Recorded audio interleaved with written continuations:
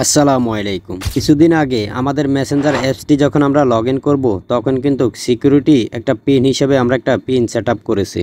এখন আপনি যদি অন্য কোনো ডিভাইসে আপনার মেসেঞ্জার অ্যাপসটা লগ ইন করতে চান তাহলে কিন্তু আপনাদেরকে সেই পিনটা দিতে হবে। আর যদি আপনি পিনটা ভুলে যেয়ে থাকেন তাহলে কিন্তু পরবর্তীতে আর আপনি মেসেঞ্জার লগ ইন করতে পারবেন না। তার আগে আপনার মেসেঞ্জারে পিন কিভাবে পুনরায় নতুন একটি পিন সেট আপ করবেন চলুন আমরা দেখে নিই। মেসেঞ্জার অ্যাপসটা ওপেন করার পরে উপরে বাম পাশে আমরা থ্রি ডটে ক্লিক করব।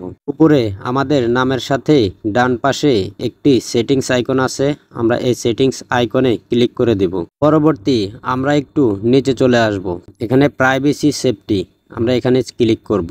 প্রাইভেসি সেফটি ক্লিক করার পরে এখানে আমরা সিকিউরিটি এন্ড টু এন্ড এখানে 3 নাম্বার অপশনে ক্লিক করব। এরপরে আমরা মেসেঞ্জার স্টোরেজ প্রথম অপশনটাতে ক্লিক করব।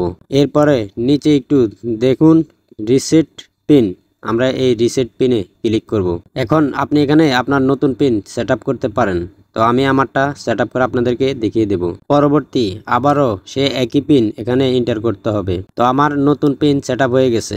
এখন আপনি যদি পিন ভুলে যান তারপরও আপনি আরেকটা পদ্ধতিতে আপনার মেসেঞ্জার লগ ইন করতে পারবেন। রিসেট পিনের নিচে জেনারেট 40 ক্যারেক্টার কোড, এই কোডটাতে একটি ক্লিক করবেন। এখানে আপনাকে 40 ক্যারেক্টারের একটা কোড দেওয়া হবে। আপনি যদি পিনটা ভুলে যান তাহলে কিন্তু এই 40 ক্যারেক্টারের কোডটা দিয়ে কিন্তু আপনি পরবর্তীতে মেসেঞ্জার লগ ইন করতে পারবেন। তো ভিডিওটি যদি ভালো লাগে অবশ্যই লাইক কমেন্ট শেয়ার করে দেবেন।